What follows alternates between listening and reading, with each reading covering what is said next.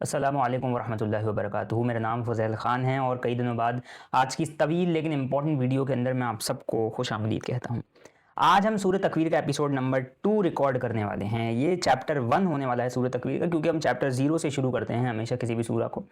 Actually programmer रह चुका हूँ, इस वजह से मेरी आदत है कि मैं इंडेक्सिंग हमेशा 0 से करता हूँ। बाय द वे ये चीज़ से प्रोग्रामर ही समझ सकते हैं। तो खैर, सूरह तकवीर आयत नंबर 2। सूरह तकवीर जिनको नहीं पता उनको मैं एक ब्रीफ आइडिया देता हूँ। सूरह तकवीर क़यामत की उन सूरतों में से एक सूरत है। यानी अल्लाह सुब्हानहू व तआला ने 29th पारे से 30th पारे के अंदर जो सूरतें रखी हैं वो बेशतर क़यामत से रिलेटेड हैं, राइट। और ख़ास करके 30th पारे में जो सूरतें हैं वो कुछ ज़्यादा ही इंपॉर्टेंट हो जाती हैं when it comes to the day of judgement. और वहाँ पे बहुत अच्छी तरीके से अल्लाह सुब्हानहू व तआला डे ऑफ जजमेंट का एक सीक्वेंस बयान करते हैं। सूरह तकवीर इसलिए भी बहुत इंपॉर्टेंट है क्योंकि सूरह तकवीर और सूरह इन्फ़ितार जो इसके बाद आने वाली सूरत है, ये दोनों एक क्लस्टर बनाती हैं, अपने आप में एक पेयर बनाती हैं। और इसके ऊपर मुझे याद पड़ रहा है पिछले साल दिसंबर में मैंने एक रिसर्च बुक भी लिखी थी जो कि आप लोगों को मिल जाएगी एलोक्वेंट लॉजिक के नाम से। अगर आप मेरे लिंक्डइन पे जाएंगे तो मेरे लिंक्डइन पे मेरी प्रोफाइल के ऊपर फ़ज़ैल ख़ान आपको मेरी एलोक्वेंट लॉजिक वाली बुक मिल जाएगी, वरना जिसको बुक चाहिए वो कमेंट सेक्शन में लिख सकता है। ऑल्दो वो बुक एक बड़ी ही डिफरेंट नौयत की किताब है और वहाँ पे जो बात की गई है वो भी काफ़ी अलग पैराडाइम्स में बात की गई है, उस तरीके से नहीं जिस तरीके से आज मैं आप सबको बताने वाला हूँ।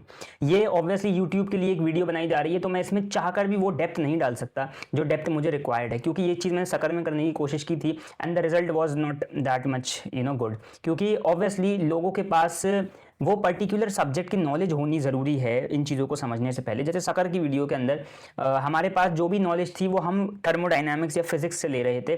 पर्टिकुलरली जिन लोगों ने कभी फिजिक्स पढ़ी ही नहीं थी उन लोग को फिजिक्स समझ में आ नहीं रही थी, राइट। इस वजह से बहुत ज़्यादा प्रॉब्लमेटिक हो रही थी। बट कोशिश मैं करने वाला हूँ कि अब से हम धीरे धीरे करके उन सब्जेक्ट्स को भी समझना शुरू करें जिन सब्जेक्ट से रिलेटेड ये चीज़ है। ऑब्वियसली मैं साइंस को ही ज़्यादा लेके आऊँगा क्योंकि साइंस एज अ सब्जेक्ट हमें पता होना ज़रूरी है। बाकी हिस्ट्री और जो डिफरेंट सब्जेक्ट्स हैं वो तो हम पढ़ते ही रहते हैं। अगर आप सूरह तकवीर समझ सकते हैं तो इसका मतलब आप डे ऑफ जजमेंट की वो स्टार्टिंग समझ पा रहे हैं। असल में एक बहुत बड़ी प्रॉब्लम जिसको मैं पहले ही आइडेंटिफाई कर दूं वो आती है लोगों में, खास करके आजकल के दौर के अंदर जब कोई मल्टीवर्स से कनेक्ट कर रहा है। मेरे भी पिछली 2 वीडियो मल्टीवर्स के ऊपर ही गुजरी हैं जहाँ पे मैंने एक क्रिएटर को क्रिटिसाइज़ किया है मल्टीवर्स का गलत इस्तेमाल करने के ऊपर। मल्टीवर्स अपने आप में कोई बुरी चीज़ नहीं है। Idea of multiverse is a good thing और एक अच्छा आइडिया है, सोचने में मजबूर करता है इंसान को कि क्या हम किसी ऑल्टरनेट रियलिटी में जी सकते हैं या नहीं जी सकते। एंड अल्लाह सुब्हानहू व तआला भी उस चीज़ का कहीं ना कहीं जिक्र करते हैं, लेकिन उस तरीके से नहीं जिस तरीके से वो शख्स बता रहे थे। खैर, हमारे पास और भी बहुत सारी चीज़ें हैं जहाँ से हम अंदाज़ा लगा सकते हैं कि अल्लाह सुब्हानहू व तआला क्या चाह रहे हैं और किस तरीके से वो पूरी कॉस्मोलॉजी को, पूरी ज्योमेट्री को, यूनिवर्स की बयान करते हैं। But when it comes to सूरत तकवीर, और मैंने कहा था सूरत तकवीर मालिक यौमिद्दीन यानी यौमिद्दीन की जो सीरीज़ है उसका एक पार्ट है, बहुत इंपॉर्टेंट पार्ट है।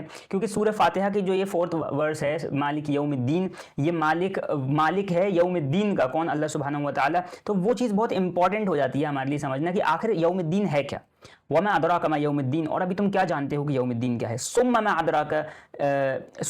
अदराका यौमिद्दीन, और अभी तुम क्या जानते हो कि यौमिद्दीन क्या है। ये अल्लाह सुब्हानहू व तआला खुद कहते हैं। तो ऑब्वियसली हमें जानने की ज़रूरत तो है। ऐसा नहीं है कि अल्लाह कहते हैं कि तुम क्या जानते हो तो इसका मतलब हम जानना ही छोड़ दें। इसका मतलब यह है कि अल्लाह हमसे सवाल कर रहे हैं कि कितना भी तुम जान लो कम है। बट इस वजह से हम अपनी इमेजिनेशन को नहीं रोक सकते। एटलीस्ट हमें समझनी होंगी वो छोटी छोटी चीज़ें जो कि मिलकर इस पूरी कॉस्मोलॉजी को बना रही हैं, कुरानिक ज्योमेट्री को बना रही हैं। इसके ऊपर इंशाअल्लाह ताला मेरी किताब आने वाली है, या तो इस साल के एंड तक या अगले साल में, जिसके अंदर मैं डेप्थ के अंदर जाके एक फ्रेमवर्क देने वाला हूँ कुरानिक कॉस्मोलॉजी का। और इंशाअल्लाह ताला वो आपको पसंद आएगी। उसके अंदर मुझे क्रिटिक्स भी चाहिए जो मुझे क्रिटिसाइज़ करें, खुल के क्रिटिसाइज़ करें। उसके अंदर मुझे फिजिसिस्ट चाहिए जो आके मेरी क्रिटिसिज्म मुझे क्रिटिसाइज़ करें उस बुक के ऊपर, ताकि वो बुक एक बुक ना रह जाए, वो बुक एक आइडिया से लेके एक इम्प्लीमेंटेशन तक पहुंचने का ज़रिया बन जाए इंशाअल्लाह ताला। और ये कोई ऐसी चीज़ नहीं है जो मुतशाबे हो, यानी जिसके बारे में हम बात ही ना कर सकते हों, अल्लाह सुब्हानहू व तआला ने मना किया हो, ऐसा कहीं पे भी नहीं है। बल्कि इसके बारे में इब्न अब्बास रज़ियल्लाहु तआला अन्हु ने, इब्न मसूद रज़ियल्लाहु तआला अन्हु ने, अबू ज़र अल-ग़िफ़ारी रज़ियल्लाहु तआला अन्हु, इन सारे सहाबियों से मरवी हदीसें हैं हमारे पास जिसमें नबी अलैहिस्सलाम फरमाते हैं पूरी कॉस्मोलॉजी के बारे में। डिटेल्ड उसके बारे में बाद में बात होगी। आज सूरत तकवीर के ऊपर बात करते हैं। व इज़न नुजूमुन क़दरत, और जब सारे सितारे बिखर जाएंगे, सारे सितारे ख़त्म हो जाएंगे, टूट जाएंगे। इन कदरत, आखिर इन कदरत का मतलब क्या है, आइए आगे बढ़ते हैं। इसके अंदर हम अगर थोड़ी सी अरबी जिनको नहीं आती उनको मैं बता दूं कि व मतलब वाओ मतलब एंड, इज़ा मतलब जब, यानी व्हेन, जब वो काम होगा, जब वो चीज़ होगी, राइट। अन्नुजूम, अन्नुजूम, नुजूम सबको पता है, नजम सितारे को कहते हैं, नुजूम सितारे की जमा को कहते हैं, यानी बहुत सारे सितारों को कहते हैं। जब सारे सितारे यानी एवरी सितारा, हर एक सितारा इनकदरत, इनकदरत हो जाएंगे। इनकदरत एक स्पेशल टाइप का वर्ब अल्लाह सुब्हानहू व तआला ने यूज़ किया है, जिसके बारे में मुफस्सिरून जो हैं बहुत अच्छी यहाँ पे बात करेंगे अभी नीचे।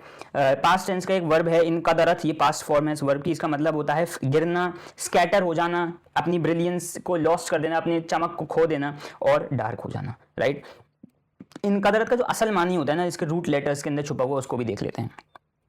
इनकदरत काफ, दा और रा से आया है, और इसका मतलब, जो इसका बेसिक मतलब होता है ना कदरत का, ये काफ बड़ा वाला नहीं है, छोटा काफ है। कदरत का मतलब ये होता है कि मडीनेस, क्लाउडिंग, टर्बिडिटी, यानी क्लैरिटी नहीं है। यानी ऑब्वियसली जब एक सितारा फटेगा तो नेब्यूला क्रिएट होगा। यानी नेब्यूला आप जानते होंगे क्या होता है, नहीं जानते तो कोई बात नहीं। सितारा फटेगा तो उसके अराउंड एक क्लाउड सा बन जाएगा, एक टर्बिडिटी होगी, राइट, मडीनेस होगी।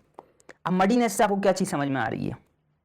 क्लाउडीनेस से क्या चीज़ समझ में आ रही है कि किसी न किसी टाइप का डेब्री होगा, राइट, स्पेस के अंदर। लेकिन मडीनेस यानी इसके अंदर एक मतलब जो है वो ये भी दे रहा है कि पानी का इन्वॉल्वमेंट होगा। मडीनेस होगी यानी गीली मिट्टी, इस टाइप की एक सिचुएशन होने वाली है। अभी इस चीज़ का अहाता करना बड़ा मुश्किल है, लेकिन आगे बढ़ते हैं। और यानी किसी तरीके से मडी हो जाएगा। और एक सितारा नहीं, अल्लाह ताला अन नजम नहीं कह रहे हैं, अल्लाह ताला कह रहे हैं अन नुजूम, यानी सारे सितारे। नजम और जो उसकी पूरा कलेक्टिव नाउन है ना, अल्लाह ने वो यूज़ किया अन्नुजूम, सारे सितारे। अल्लाह ताला कहते हैं, अच्छा सितारों की नौइयत भी बड़ी डिफरेंट होती है।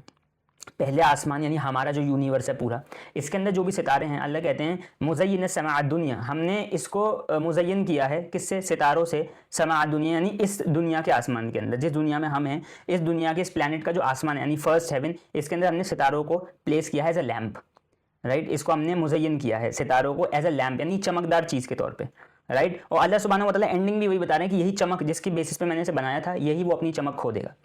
आगे आने वाले आसमानों के ऊपर, यानी दूसरे आसमान, तीसरे आसमान, चौथे आसमान, पांचवें आसमान, छठे आसमान और सातवें आसमान के ऊपर जिस टाइप के सितारे मौजूद हैं, या सितारे मौजूद हैं भी या नहीं, इसके बारे में हमारे पास डिटेल्ड मौजूद नहीं है, राइट। तो फिलहाल के तौर पे, क्योंकि मैंने अभी तक कुरानिक कॉस्मोलॉजी, ज्योमेट्री बयान नहीं करी है, मैंने आपको बताया कि मैं उसको किताब में करूँगा स्पेसिफिकली उस टाइम पे, तो इसीलिए मैं उस चीज़ की बात अभी नहीं करने वाला।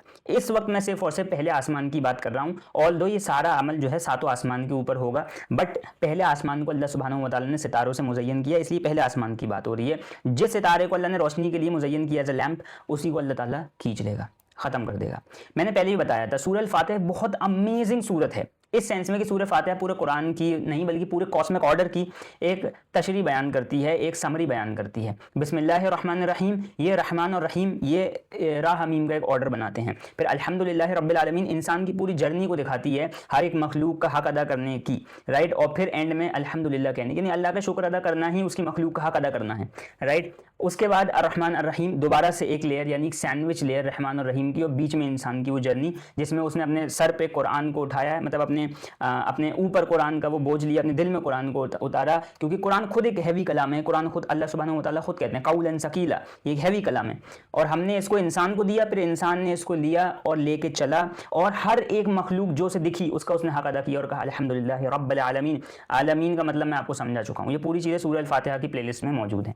उसके बाद अर्रहमान अर्रहीम, वही कॉस्मिक ऑर्डर कंटिन्यू हो रहा है, अभी तक कॉस्मिक ऑर्डर चल रहा है जैसा अल्लाह ने उसे बनाया था। हर एक कॉस्मिक ऑर्डर में जो सेलेस्टियल बॉडी है, इंसान है, दीगर मखलूकात हैं, हर कोई अपनी तरीके से जो उसका निज़ाम है उस पर चल रही हैं। बट सडनली अगली ही आयत में अल्लाह सुब्हानहू व तआला उस कॉस्मिक ऑर्डर को कोलैप्स करके एक नया ऑर्डर बनाते हैं, जिसको मालिक यौमिद्दीन कहते हैं, यानी यौमिद्दीन, वो दिन, यौमिद्दीन उस दिन जिस दिन हर चीज़ का फैसला होना है, द डे ऑफ जजमेंट। मालिक यौमिद्दीन, उस दिन का मालिक अल्लाह है, तो यानी वो अल्लाह जिसने वो ऑर्डर बनाया था राह मीम से, अब अल्लाह सुब्हानहू व तआला उसी ऑर्डर को चेंज कर रहा है यौमिद्दीन।